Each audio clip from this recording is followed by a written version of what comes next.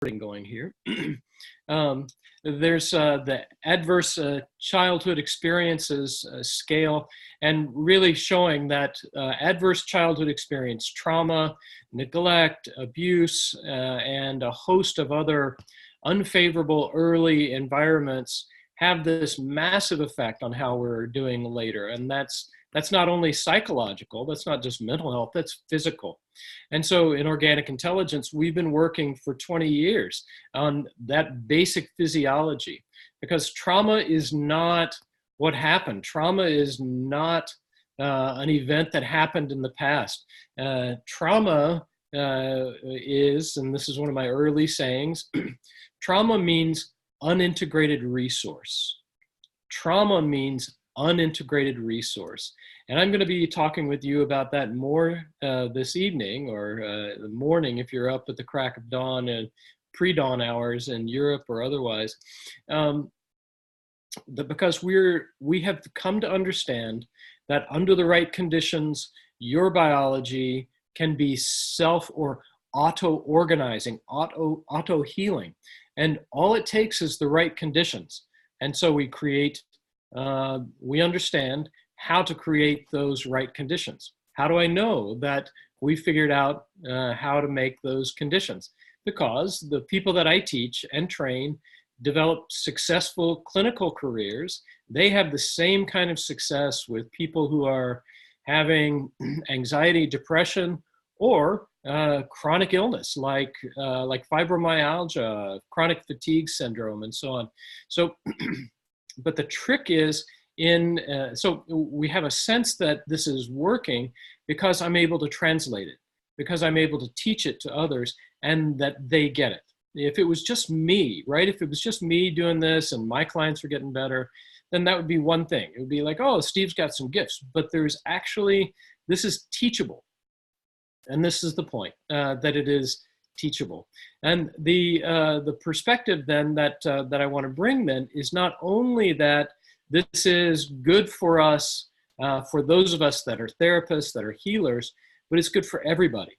That is, the times, I think, are asking everyone to learn about this so that we can be resilient in the face of the challenges of the day. And the challenges of the day are massive. The challenges of the day are massive. It's not just geopolitical strife. It is global climate change.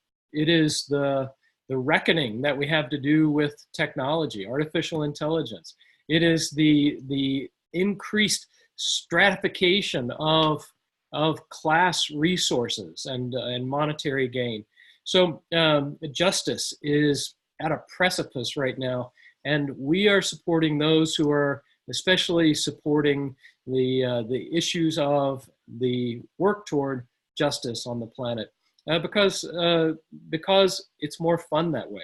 We're going to talk about our main mantra here. The main mantra is the job is enjoyment, and in this time I'm going to describe why enjoyment, why joy, why pleasure is our biological heritage, and why it is such a radical political act as well. So stay tuned for that.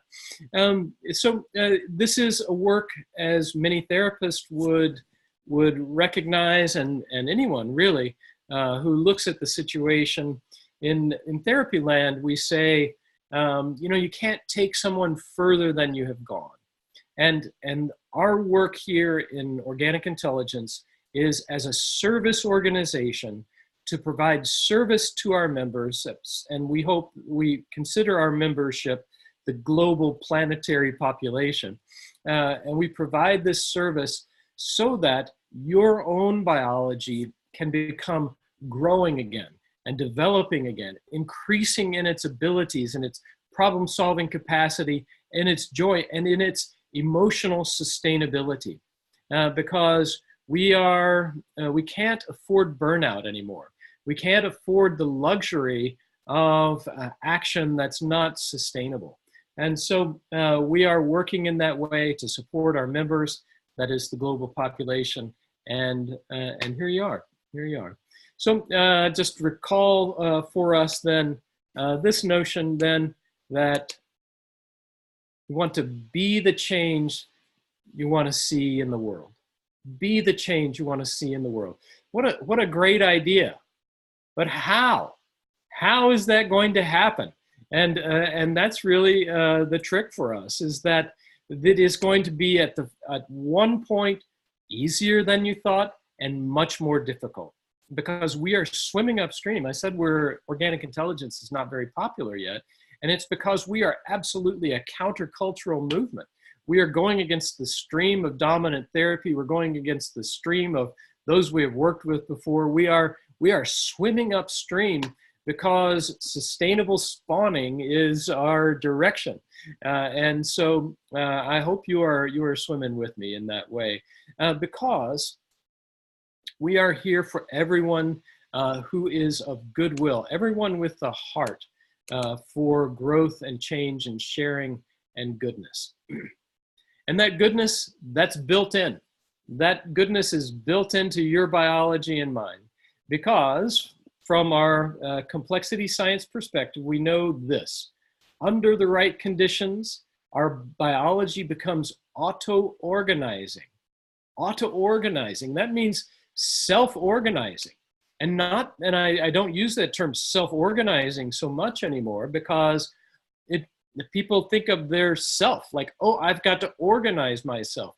Our ethos is built on the whirring and miraculous diversity and the network complexity that we are. And that complexity is far too complex for me to organize it. And so we're going to talk about strategies that can help in this way, because it's not so much understanding what I can do, but when I can do it, where I can do it, what that can be, and when to let go of it all. When to let go of it all. So that's what our ethos is. This really began for me in the late 70s, when by a spiritual awakening I began to be a practitioner of contemplative process, and began to then teach mindfulness to youth in the early 80s, and have had a lifelong practice in that way, because I was blessed, and I felt this necessity to hand over the very best that I could. And so I worked, for instance, at Columbia Road Health Services in downtown Washington, D.C., near 16th Avenue on Columbia Road. And that at the time was a neighborhood that was not gentrified yet. And so there I began to discover, and I began to work with people who were homeless and who were refugees, those who were marginalized, those who were just overtly systemically oppressed, those who were primarily people of color, and work with folks and realize we need more tools. I was inspired to work with people in the medical profession who were devoting their lives to service. And I found this secret, and I think you probably know this too, this secret, which is by being of service, we are served, right? By being of service, we are served. And the joy of service, of course, comes back manifold times. And so our service organization happens not only for the sake of our own pleasure, and neither for the sake of our success. That success is an ego-bound success. We hearken instead to this notion of nishkama karma. Nishkama karma is a Sanskrit term that means to act responsibly without attachment to the outcome. And so acting responsibly, when it's done in this sustainable manner, is pleasurable and natural. It is organic.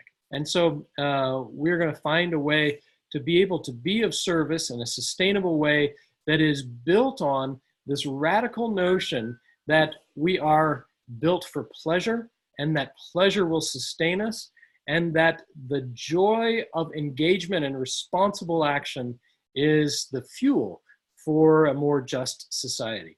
I hope that sounds good to you, because I think that's a really good idea.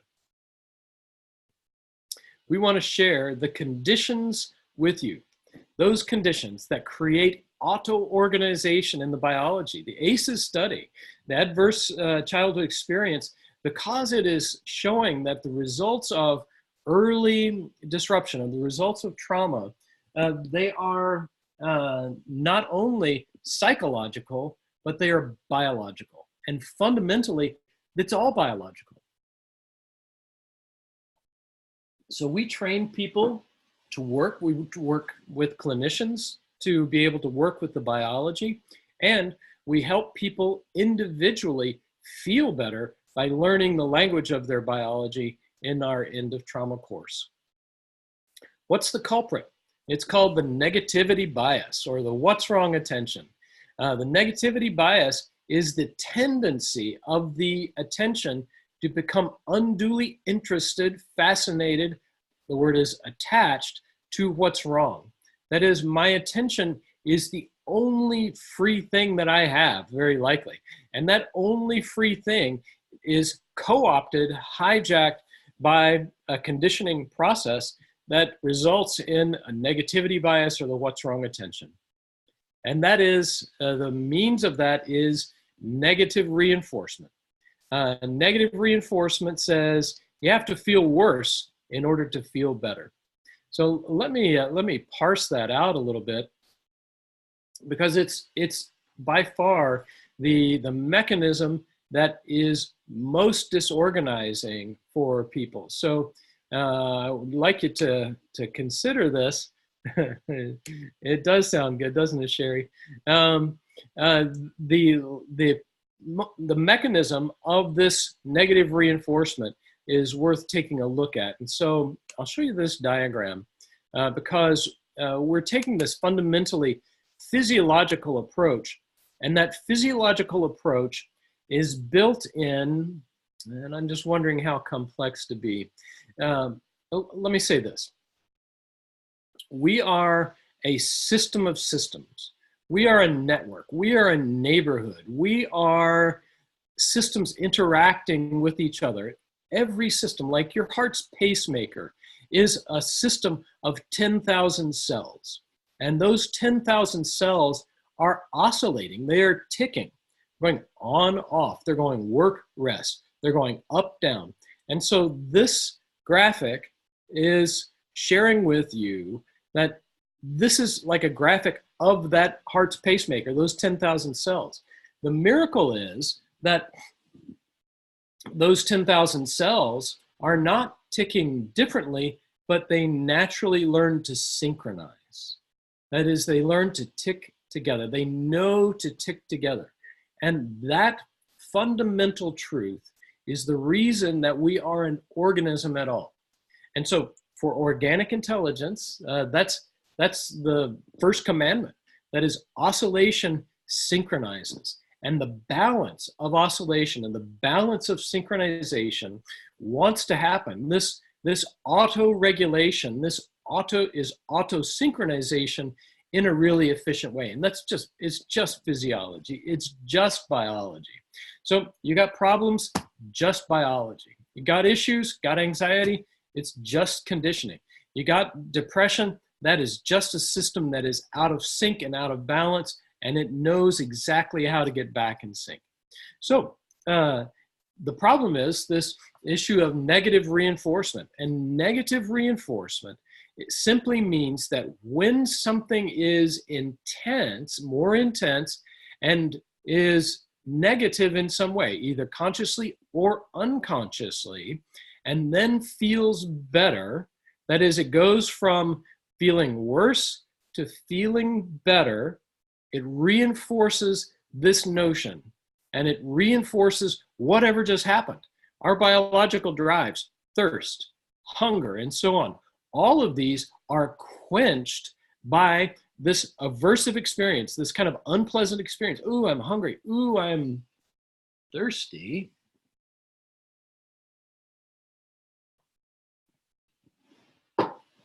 And I am reinforced for decreasing that unpleasant feeling. Now, when it comes to high intensity experience, emotional experience, and a certain level of conscious aversive experience of not feeling well, not feeling good, what for us, for humans, that reinforces in this day and age is that the way to feel better is by feeling worse first. The way to feel better is by feeling worse first. And that is really the crux of our entire situation of distress and disturbance, because our attention becomes focused on what is wrong and this negativity bias. And our systems are meant instead to be focused on positive reinforcement. Think about it. How do we reproduce? Positive reinforcement. Positive reinforcement is how that happens, through pleasure. That's bonding. We're a tribal species. We are the pinnacle of social species. You know, we have some challenges from the ants and so on, but really, we are the pinnacle of a social species. And what is the currency of our connection? What is it that makes us bond and be tribal and mate and create babies that pass on our DNA into pleasure? It's pleasure. It's meant to be positive reinforcement.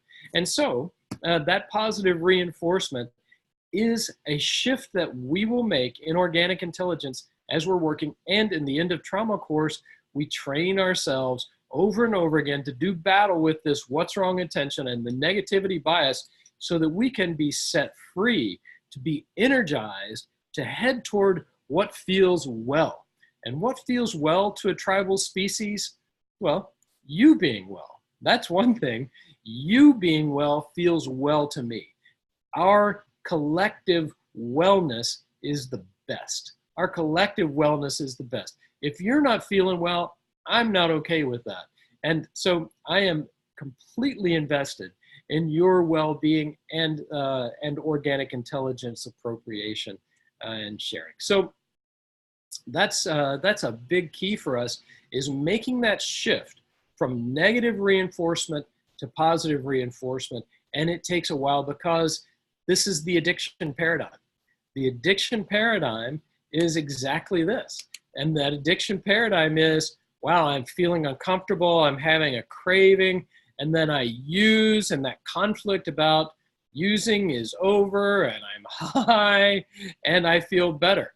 And then it comes again. It happens again. There is craving, and there is this wish to use. There is the conflict. Oh, no, I can't. I've got to call my sponsor. I've got to stop. And then there is using again, and it reinforces that process. Well, the other model for that process is what I was trained in, which is psychotherapy. When I left Columbia Road Health Services, I went and I learned clinical psychology and learned all of these mechanisms, all of these important fields that we'll talk about, the neighborhoods of organic intelligence. And what in the end I've come to is that this transition for the physiology and the support of the physiology happens through pleasure, through joy, through enjoyment, and with certain limitations. The certain limitations are, this pleasure needs to be healthy, wholesome, non-addictive, not too intense, simple human pleasure. Now we know now from there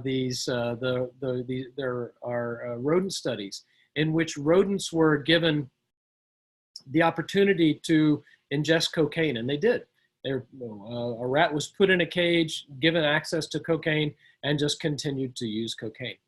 When instead, the rodents were not singly put in there, not in an isolated sense, but were given an ecosystem like Rodentville. Then they were given the opportunity to use that cocaine. Most did not. They tried it, and they're like, why would I do that? I'm going to play with my friends. I'm going to hang out in this lush environment. Why would I do cocaine when I've got food, I've got friends, I've got playtime, I've got this whole environment, I've got my peeps around there, right? And so really, then we have alternatives. We have a better way than this addictive process. And I hope to begin to point that way to you, because it is pleasure. And negative reinforcement is the culprit for what's wrong today. And this focus on what's wrong is what's wrong. And we've got to do our due diligence for that. And we spend really quite some time in organic intelligence and the end of trauma course working our way out of that negative reinforcement and that's what's wrong attention. And the only thing that you have to lose is your addiction to what's wrong. So I think that's a pretty good deal. Now we're looking at networks, not neuroses, looking at neighborhoods connected, right? Our system is a system of systems. And we are understanding that we are in this systemic process. Systems mean we're looking at the interactions. Our brain, science used to look at our brain and think, oh, here is Broca's area. This is the area for language. And here is the prefrontal cortex, and this is good for executive function. Here's the hippocampus. This is for learning and memory.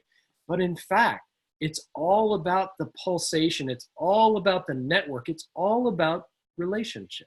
This should not be a surprise to any of us. It's all about the network, meaning the relationship. And the queen of the sciences is complexity science, because complexity science looks at the rules for how complex systems operate. And complex systems operate in particular according to phase transitions that are primarily these three phases.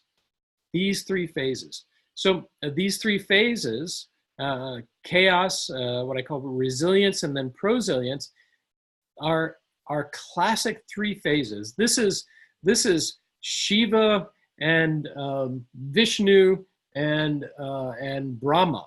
All right. This is the destroyer. This is the sustainer. This is the creator. Why is it that this is so archetypic? It's because this is how complex systems shift from phase to phase.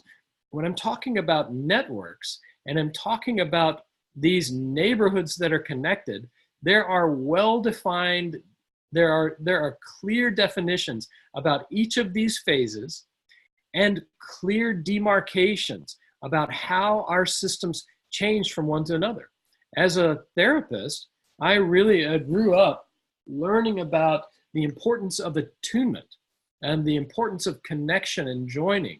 Well, if we're going to attune, we have to understand that each biology, our own included, it lives in one of these three phases.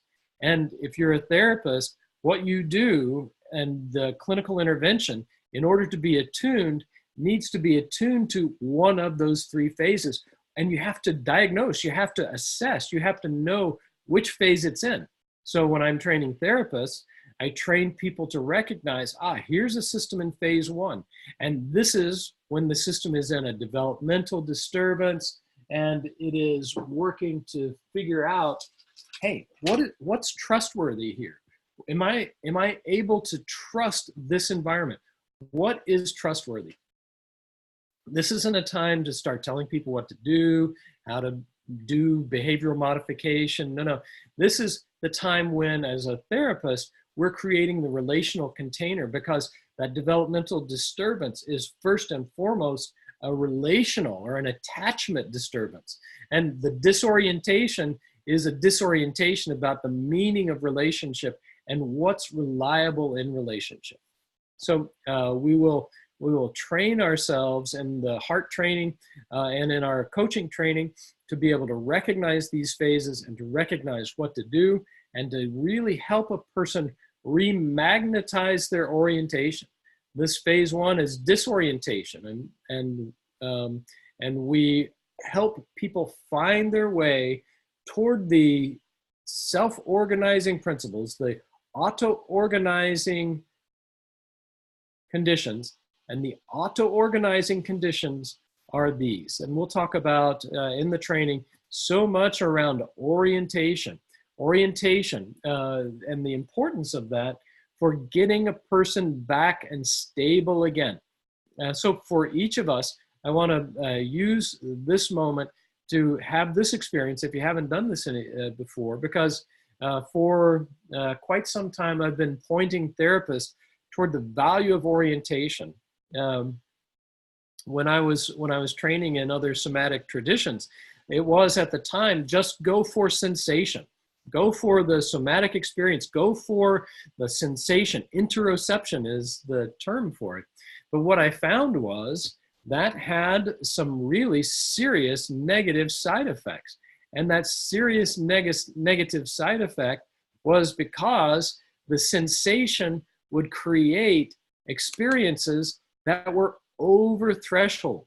That is, they produced this negative reinforcement, and people would sometimes fragment. Sometimes they would get better, and sometimes they would fall apart. And what was the difference became the big question, because the first rule for us is trauma safe, how to be trauma safe. So we're going to be considering then that our main work is not going to be in terms of the inner connection, not toward image, not towards sensation, not towards meaning, not towards affect, but toward this O, orientation, as connecting to the environment through the senses. Because the negative reinforcement, that what's wrong attention, is prone to reinforce the same level of stability. Our biology has two basic principles. One is don't die, right? Don't die. And that means, in a way, don't fall apart, don't lose it. And that don't lose it means that we want to stay the same. And that sameness is basically the biology saying, whatever you've got going on, no matter how problematic it is, at least you're alive. So there's something good there. We want to hold on to that. And so systems, and this is again the systems theory, that this is the knowledge from complexity, that systems want to be stable. And that means unchangeable. That also means stuck. So what are the conditions then that help us unstick? And part of that is going to be by learning these three phases, and by learning what are the conditions that reliably bring a system into greater stability, and greater stability based in its self-organizing or auto-organizing trend. And the first one of those is orientation, and that is orientation as connecting to the external environment through the senses. Right? There's this notion that the unexamined life is not worth it, but the over-examined life isn't living either. So our brain is made to map us in the environment. And in next weekend on Sunday, I'll do another 30-minute perusal on some of the research here. And last time I began to look at what we call synaptic pruning, and the way that our early environment shapes the brain network to look in a certain way and to expect certain emotional conditions, and thus becomes reinforcing. That is it's like creating a like your brain network is supposed to be like a tree, like with all these branches, and then it gets pruned by a condition early on that puts it into a certain shape. It's like, okay, this is a really efficient network for dealing with the environment that I've got. So if you grew up in a tough early environment, the brain early on matures, but that maturation means that there is this pruning of these branches and the formation way too early of a particular way of dealing with the environment. And it's really good for dealing with that environment. However, there is this interactive effect, and this is what we know from psychology, which is that the brain comes into an environment and repeatedly interacts with that environment and shapes the environment to be what it expects,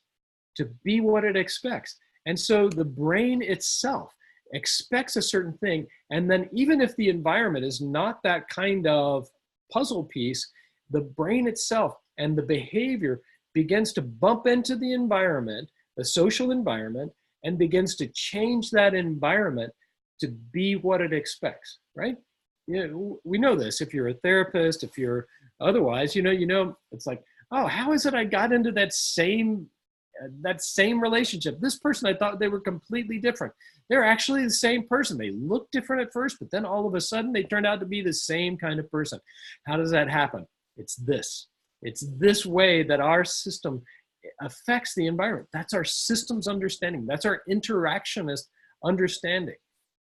So we work to support people in finding the environments that won't change. Like the End of Trauma course is one of those environments. You get my recordings every day and they don't change. No matter how much you bump into that End of Trauma course environment, it stays the same. It provides a consistent feedback in a certain direction, and you can select that feedback, and people do, and it really makes a difference. So that's our gig. And the other aspect of this that really works is this orientation, connecting to the environment through the senses. So let's take just a few minutes right now, and I'll invite you to this. You have a chat box over there. We're going to do just like a 1-minute exercise. And then I'd like you to try this exercise. And then I'll ask you, like, what happened with this exercise? And then if you would, just type in what happened when you did this. So let's do this together, shall we? You've got your chat box there. All right, here's the exercise. We're not going to try hard. The first thing is, we're not going to do much that's very difficult. We're going to take it easy.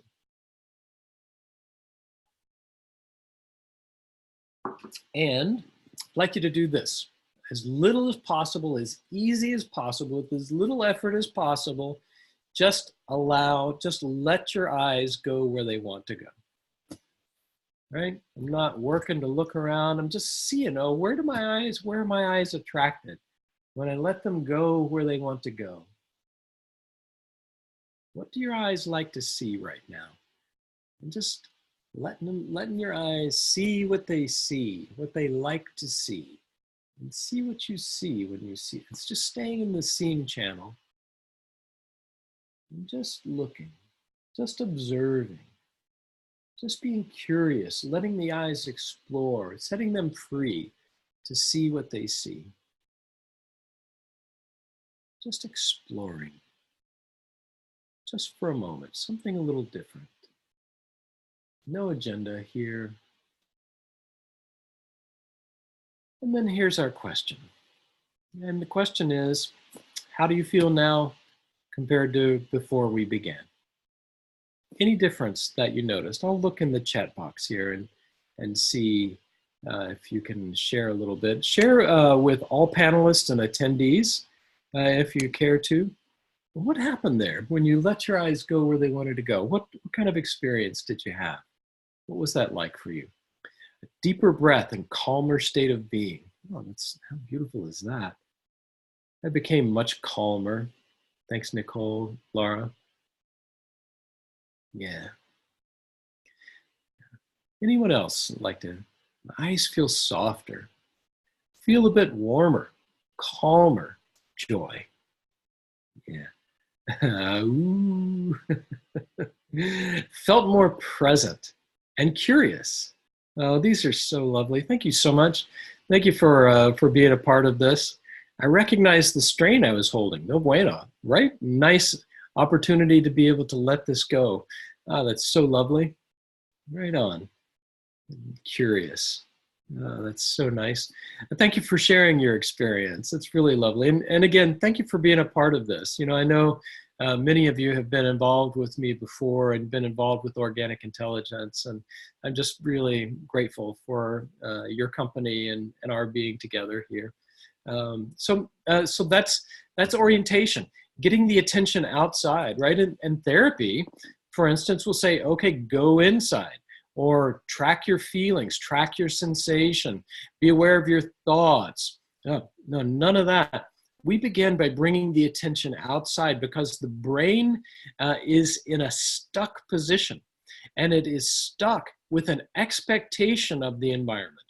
We're going to work to provide new feedback that over time will regrow the dendrites of your brain network tree so that you can have, again, more and more of these states of wonder and experience, and let the brain map the reality of the environment rather than changing the environment to be what it expects, right? And that's such a key. So that's just one of the keys that we'll bring in.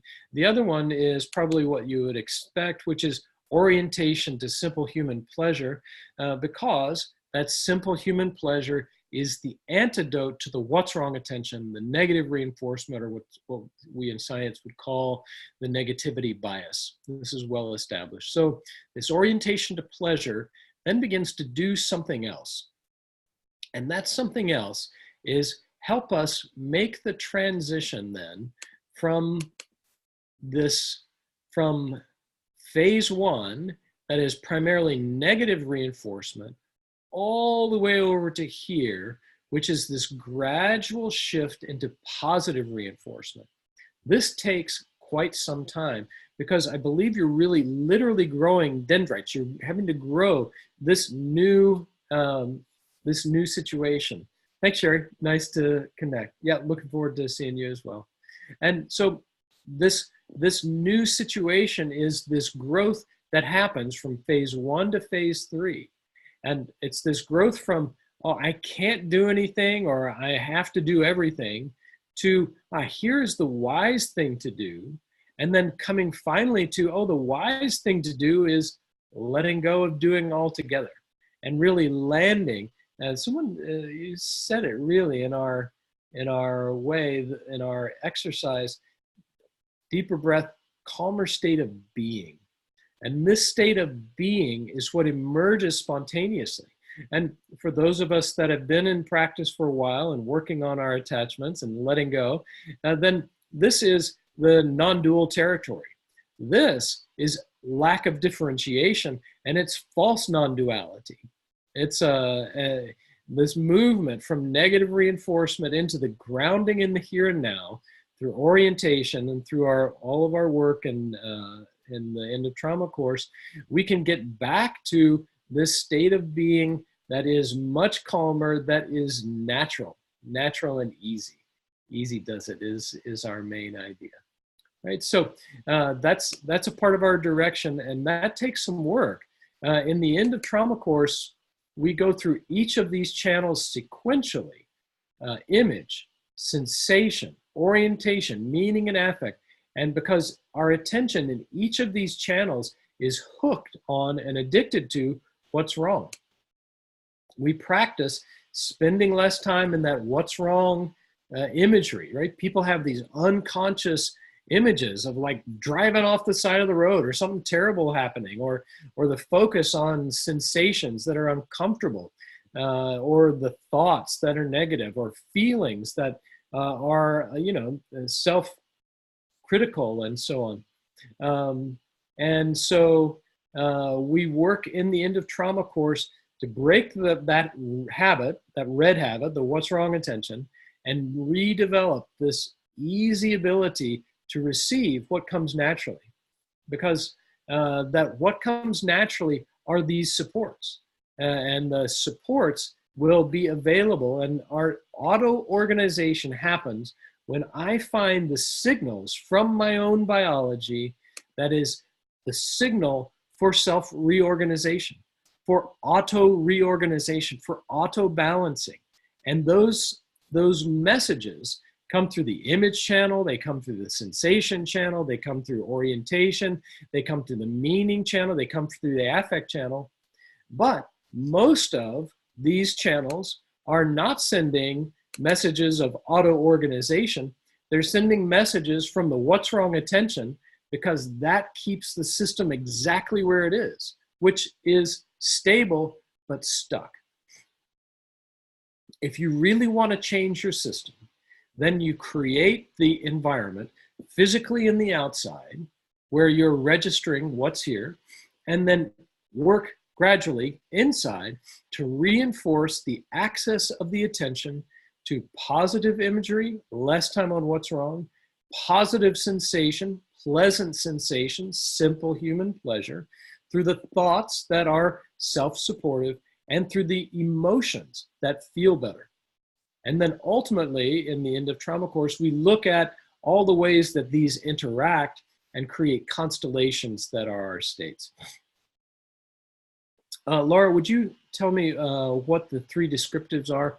What you were thinking of there? Were you looking at the three-phase model, the Shiva and the others? This destroyer, yes, right.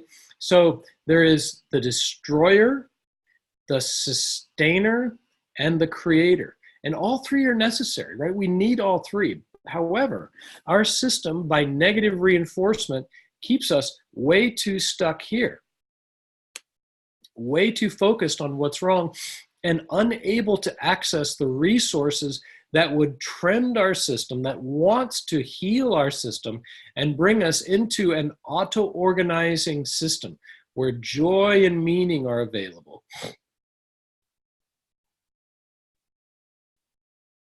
Yeah, so Myra says, does that mean if I'm not wanting to write because all I see is what's wrong, I can use any other channel for the blue? Yes, and it's trial and error, right? We just try and see which channel is going to be there. Is it image, sensation, orientation, meaning, and affect? And we try these things, we do these things, but in the end, these supports come automatically. And when you're going to make that transition from phase 2 to phase 3, then I would suggest to get a hold of an OI practitioner, a moderator in the End of Trauma course, a mentor, and then really let them provide this reflection to you about what is the signal coming from your biology that's going to be self-supporting. And yeah, Laura, that's where this addictive process comes in. Phase 1, that's the addictive process, that's for sure. And we all have an addiction, and that addiction is to what's wrong. That's right. So instead, we have to train ourselves to look in all of these channels for the ways that my attention can get around that what's wrong attention, that addiction. And I have to say that this is a massive opportunity for self-compassion, because this is a simple conditioning paradigm. The attraction to what's wrong is not voluntary, it's actually involuntary. So we're just working with our conditioning system. All right, we have some questions here that I'll get to. Dawn, hey, SEP body therapist, I ask clients how they feel when they come in. Oh, this hurts, that hurts, and I tell them I can deal with that. And so during the course of session, using massage and SE techniques, and the pain goes, and then they feel fantastic when they leave. Is this the negative reinforcement that I'm talking about? Hey, Don in Australia. Man, I got to tell you, Don, we are so thinking of y'all in Australia. I don't know where you are in relationship to the fires, but we are so thinking of y'all, and especially in California, because we have some fires from time to time here. So negative reinforcement is going from feeling worse to feeling better, states of feeling worse to feeling better. And what we'll do over time is understand states, and not in terms of just like emotion, but we begin to understand states as constellations, as habits, fixations on patterns where, like you say, the person comes in and you say, oh, how you doing? And then they have a conversation, and there is a meaning there that says, oh yeah, I feel terrible all the time. And then their emotion gets jacked up. And then they go to a sensation that's painful. And then they come back to another thought and go, why is this happening to me? And can you help me with this? And I feel so emotional and desperate about all of this, right? And so this is a constellation where the system practices going through the meaning to affect, sensation to meaning to affect to sensation. And we can learn to track those constellations. Those become fixations. They become neural habits that reinforce states over and over again. And so this is why content, we have to be able to see beneath the content. We have to see beneath the report to see the patterning that is habitual, and to see that habitual pattern and begin to work with the underlying physiology that is that patterning.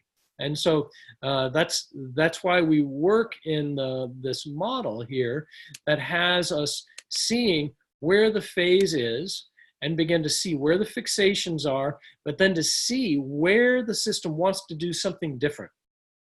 We rely on a system gaining control. We want that control. We want that person to know, okay, things are stable, and to really get that felt sense, okay, now things are stable. We have to begin everything with that sense of stability in order for the person to really move to this sense of control and sense like, okay, now I can modulate my states. And when a person begins to gain confidence in that control that they can gain in self-regulation, then they begin to gain auto-regulation. They begin to feel comfortable enough letting go of control. And then we begin to find that the patterns of the system's oscillation and the ups and downs happen very regularly and evenly, and a rhythm develops into which all of the other systems begin to move, and this sense of balance, that is self-balance, occurs. And that happens not by the system going into what's wrong, but by the system going into what feels well. And the arousal cycles, and this is a huge difference, and this is a huge difference from, Don, what you're learning in SE, which is that the arousal cycles happen not through trauma or what's wrong or the sensation of related to trauma, but the sensation and the image and the meaning and the affect, I don't know which, that is pleasurable. And the first arousal comes up. The arousal cycles happen in positive frame where it feels good going up and it feels good going down. This is really what we're talking about, and really relevant, Kevin, to this notion on this trendy feel-good positivity, because this feel-good positivity is going to absolutely be out of sync with the person. When we're talking about a person's situation here, we have to go into the depths of despair here. We have to join with them. This is developmental disturbance. This means I've got to join with the person exactly where they are, and I've got to track with them, be with them exactly where they are. And to just tell them, be positive, is anathema there. Joining with them, being with them where they are, that's where we want to be. And I'm going to see where, even in that most negative system, the system will want to do something that is better. But I'm not reinforcing or not telling them to do something here. We are looking for the organic emergence of what is better. And I'm simply reinforcing that. I'm noticing that and reinforcing that so that the person begins to be weaned from negative reinforcement and learn to go toward what is neutral first and then build toward what is pleasurable. And Kevin, that's a healthy way to learn about the movement from negative reinforcement to positive reinforcement. Because this positive reinforcement at first is figuring out not what's positive, but what's neutral. Orientation is not like, we didn't say, when I said, oh, let your eyes go where they want to go, I didn't say, oh, look around the room and find something you like. That may be necessary at times, but it's not the way to go. We're looking for here and now, simple connection to the environment through the senses. And that's really this major shift. And Laura, yeah, change in body tissue structure when doing this work.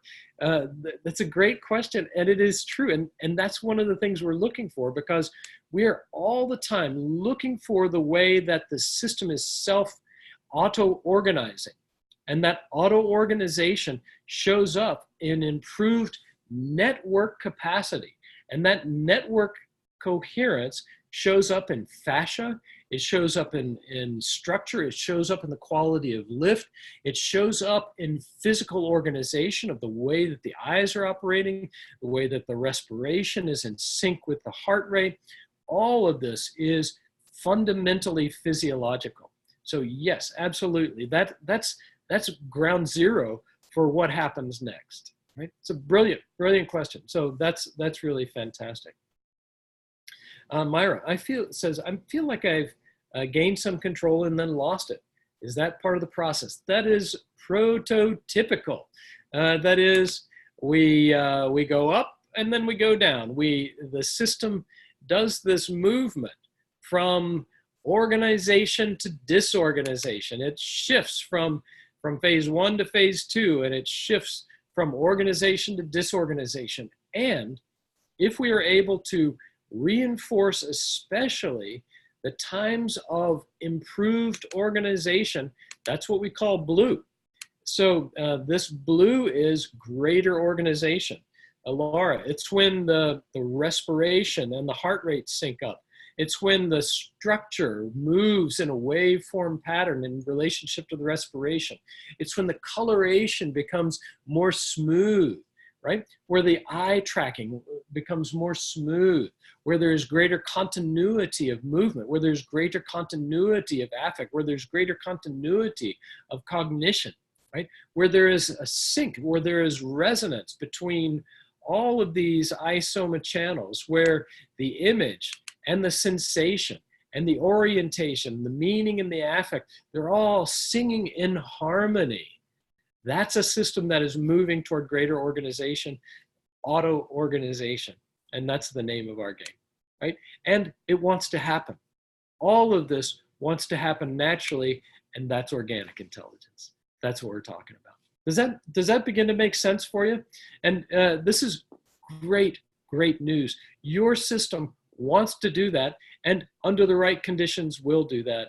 And what I want to do is to begin to share how to find those conditions, how to recognize these phases for oneself and others, and begin to help ourselves, help our family, help our friends, help our clients, and to continue this back and forth between how our brilliance, how our own brilliance really wants to support us. So that's really so much about what our aim is here. And I'm so glad that you love that work. And it relates to yoga training and Rolfing for sure. Structural integration is just this. It's network integration.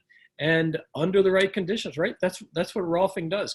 It gives the system an opportunity to come out of its fixated patterns and back into the appropriate amount of lift and relationship to the environment, right? That's exactly what we do. Our process is complex. Organic intelligence is complex. And it's like going to a new city, and you have to learn all of these different neighborhoods.